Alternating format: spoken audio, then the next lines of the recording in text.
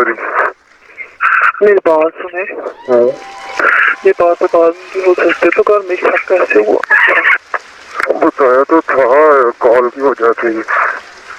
तो उन्होंने कोई पूछा आपसे? नहीं, बात तो कोई नहीं हुई, बस यही पूछते हैं कि किससे बात करते हो। मेरे समझ नहीं थी यार क्या कह रहे थे आप। बिच पै गया हुण, मैं कहा ठीक है बिच पै गया। हाँ जी। महसूस होया या नहीं? कितना को महसूस होया? वहां तक आवाज नहीं जाती, लेकिन मेरा तेरे अंदर तक पूरा चला जाता है ना। महसूस होता है ना अंदर जा रहा, रगड़ रगड़ के जाता ही ऐसे ही चला जाता। नहीं अच्छा, तो करना क्यों? नहीं, अंदर रगड़ खा के ही जाएगा ना।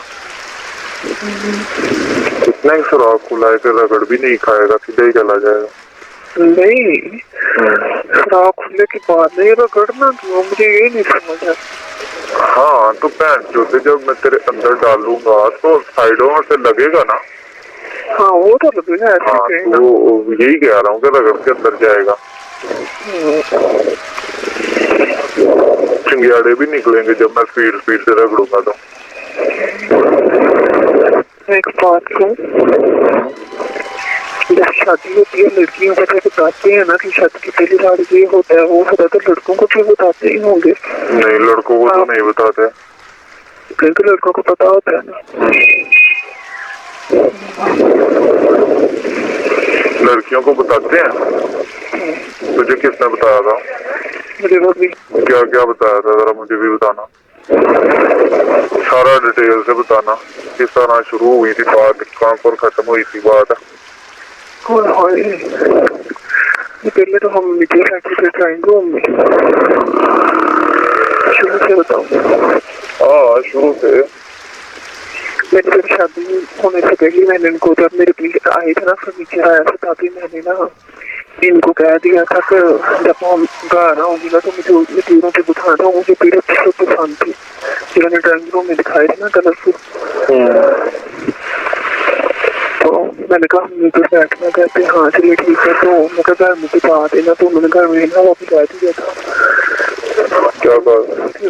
जैसे कि जब हमने हाल से घर आना तो उधर बैठाना ड्राइंग रूम में ला के, तो कभी उधर दिखाया था। उधर से फिर अम्मी के कमरे में चले गए, उधर से स्कूल के ऊपर कमरे, तो डॉक्टर से मेरे कमरे में ले गए। फिर पापा ने छोड़ी गया, वो बाहर ही थी।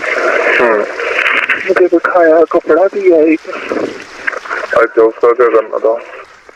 जब ब्लीडिंग निकलती है तो कुछ साफ नहीं करना होता।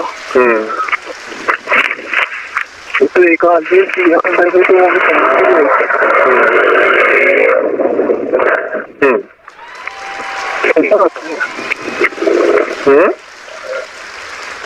वो हंसा तो नहीं हूँ।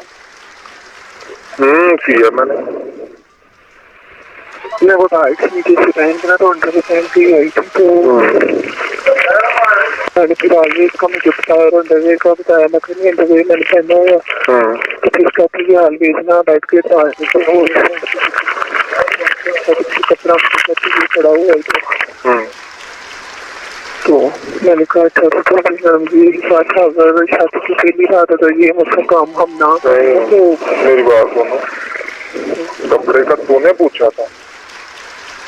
नहीं, खुद ही देते हैं, हर घर वाले देते हैं।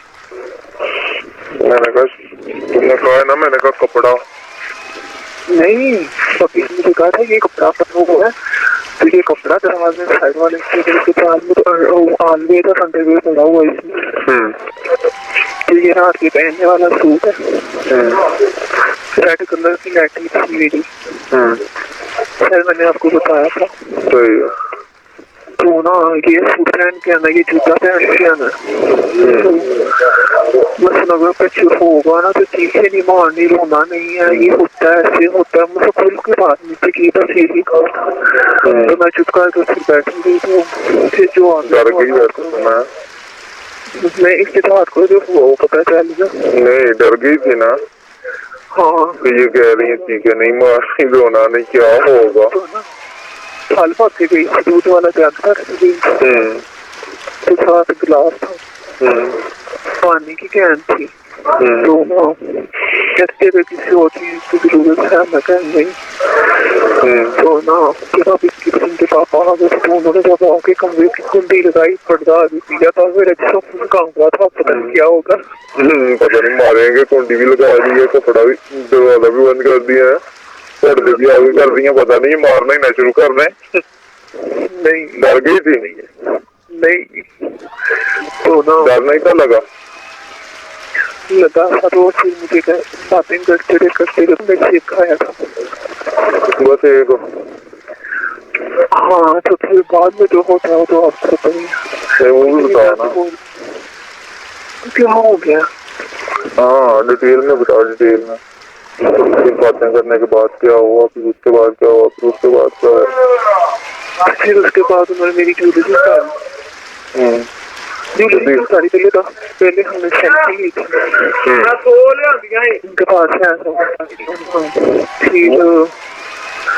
फिर उन्होंने मेरी ज्वेलरी उतार दी। तो फिर मेरी शर्ट की जिप खोल दी पीछे से, वो कुर्ती के पीछे ना जिप लगी होती है। अच्छा फिर उन्होंने जिप खोल दी पीछे से, शर्ट उतार दी, लहंगा उतार दिया, फुल नंगे हो गए? नहीं मेरा उससे पता है ना, तो वो था नीचे से। अच्छा फिर वो भी उतार दिया, सब उतार दिया, तो फिर कितनी देर करने की अपने भी उतार दिया?